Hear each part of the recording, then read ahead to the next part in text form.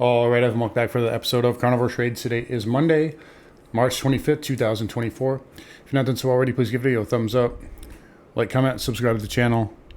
Come find me on carnivoretrades.com for swing trading alerts, analysis, and live day trading. Anyways, let's get into it today. So markets here extremely quiet. Look at this. Outside of the first, 30 minutes, we have been in a 7.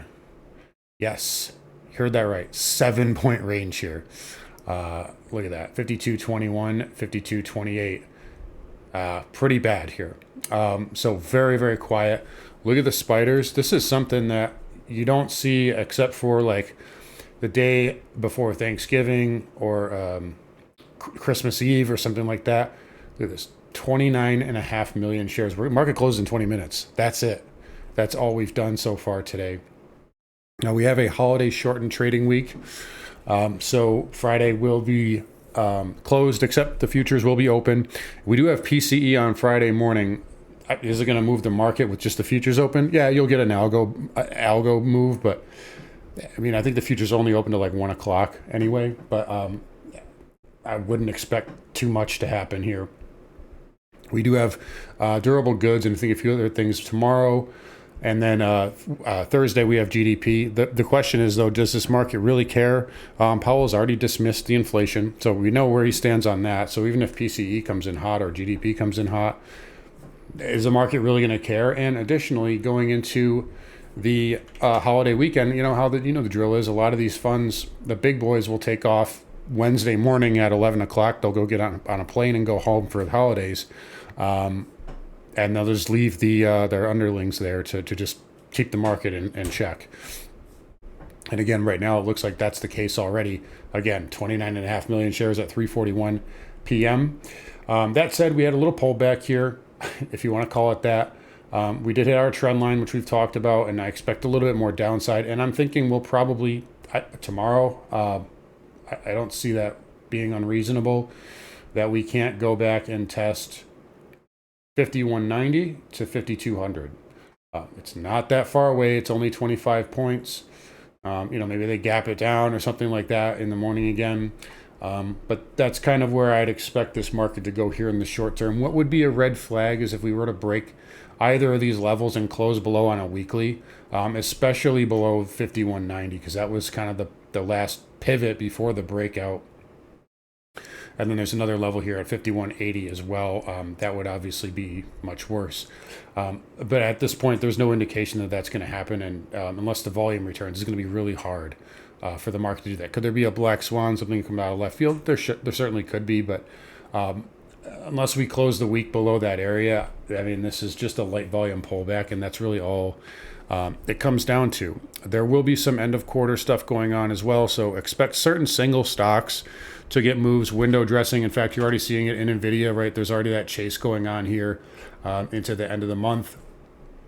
So some semiconductor, look at Micron again, getting pumped here as we get close to end of quarter. So, there's going to be some shakeouts, window dressing, window undressing. Maybe some losers are gonna back off a little bit more. Some of the winners might pump a little bit more. Again, that's generally kind of the rule of thumb. Doesn't always have to work.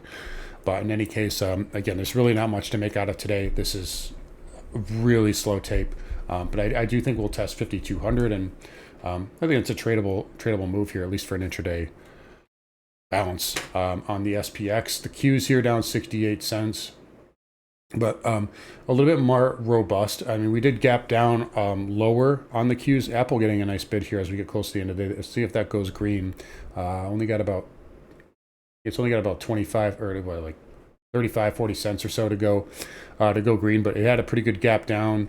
Tesla gap down as well, and had a pretty good recovery. So again, Apple and Tesla kind of bringing the Qs back higher. NVIDIA had a little bit of a pump. I had talked about Micron already. So the Qs had a pretty good recovery here, but again, still got some resistance here. We never closed above 448.64 ever. Like not even I'm just talking about the weekly, but I'm talking about even on the daily. But right now, who knows? Maybe we just go sideways here. We can go higher. That's what the Qs have been doing. Like, I know it feels like the Qs are pumping every day, but they're not. Like, they have gone nowhere since, late Feb. So the equal lows here, slight higher highs, fair enough, but it hasn't really gone anywhere. So again, Q's still trying to play catch up to an extent, which sounds crazy considering how the market's traded the last year. But again, let's not make too much out of this. There's still resistance there, and then 450 is your next whole round number, obviously. Russell 2000 was notably strong today. Take a look at Spiders, Q's, Dow, all gapping down. And the IWM has been green all day long, although it did come back in over the last half hour or so. But again, still green on the day. Little pop here, maybe even a little pullback pattern could continue to inch higher. Again, I still like this on the weekly. Big green bar, and you're just going sideways. Nothing wrong when you see that. So IWM still holding up. The diamond here is pulling back. You can see I already got this drawn in here. I was looking, again, this is how slow the market was today. I was like, okay, guys, if we can get down to 392.50, we could buy the diamond here for a dip buy. we can't even get that, right? I mean, this is a very slow tape here. So, but if that gets tested, I expect that to get at least defended once. But again, just a very slow tape here, and I don't want to make too much out of it right now. Semis are holding up again. I think Micron helping out there. I'm still on watch here for a possible lower high though for the SMH. IGV here down 13 cents. Again, nothing going on there. Still inside of that wedge. Dow Transport's on the weaker side today, but again, they had a really nice week last week. So this can just consolidate that move and then push higher eventually. But again, they've been in range bound for really since almost the end of the year last year. So. All right, let's flip over to rates here, and you can see the dollar. That's the weekly. Dollar still holding up, but 2-year rates pretty much higher across the board. Again, this could turn into a higher low. Nothing really much else to say.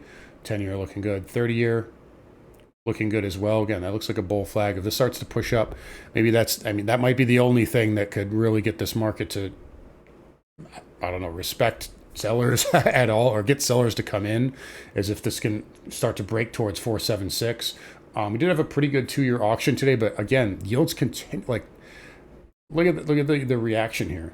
So pretty good sell, right, and right back up, right. So yields, every time we have a good auction, they just keep popping right back up. So again, I don't see anything wrong here on any point of the yield curve, and yields continue to remain strong. So they're still holding up.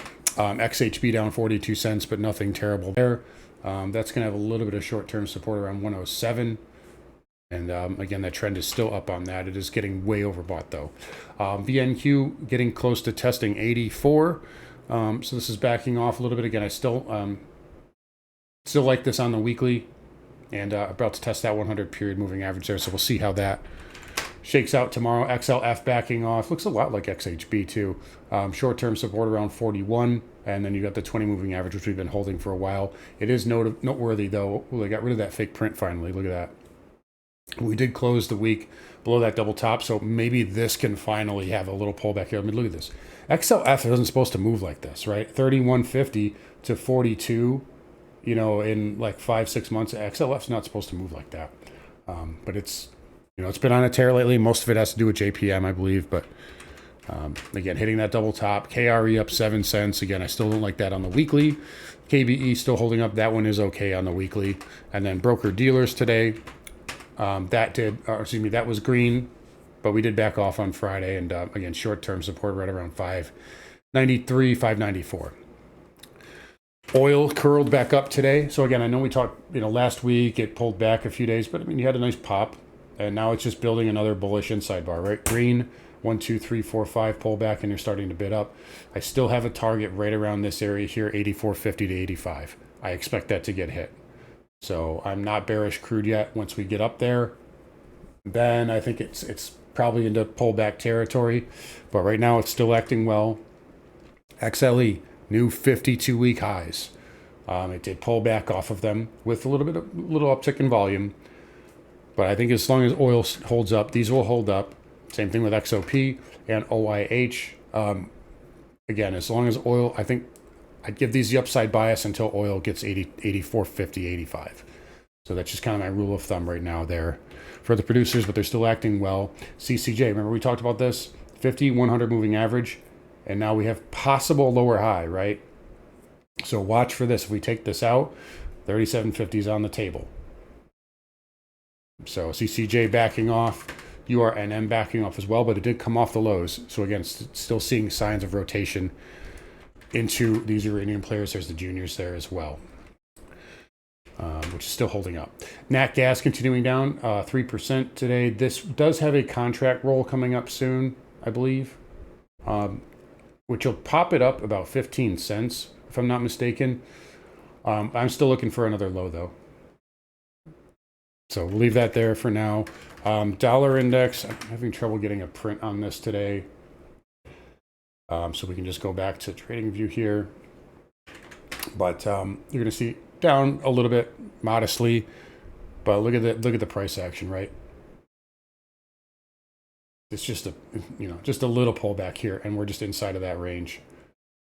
So no problems here. I was really impressed with what the dollar did last week. I admit, I was like, wow, this could be a lower high on Wednesday. Then the gap down and the massive green close. And then follow through Friday, closing above this pivot. If this puts in a base here and you get through 105, I mean, guys, we're going to 106. And I mean, weekly time frame, if this ends up being a higher low and we take that out, I mean, this can push up to 109, 109.50 again. So watch those. If we make another higher low here, dollar can, run a little bit. So dollar holding up. Gold still holding up well. Take a look here, and I noticed this on Friday, up 60 bips. GDX up 1. GDXJ up 1.25. That's different, right? That's very different from what we've seen recently. And I've been harping about this for probably 2 years. I'm like, well, gold it's holding up, but why is GDX not even close to breaking out? Why is that's GDXJ? GDX, it's closer to 52-week lows than it is 52-week highs. Now we're starting to see that outperformance. Look at silver today, flat to lower. SIL should be, oh wait, no, it's not red, it's green. SILJ up even, well, not up even more, sorry. GDXJ was up more than GDX, but SILJ is down more than SIL. But either way, green, right? Doesn't even matter. The fact that it's flat with silver down, bullish, right? It's a bullish sign for the sector. So we're watching these for pattern. And I think, all the miners pretty much can be bought in dips at this point. Platinum here higher by $7.50. Palladium here by 15. Still holding up okay, and these patterns are still good. Copper here, I'm looking for 395 here in the short term. If we get there tomorrow, that could be a quick pop level right in this area, 395, 396.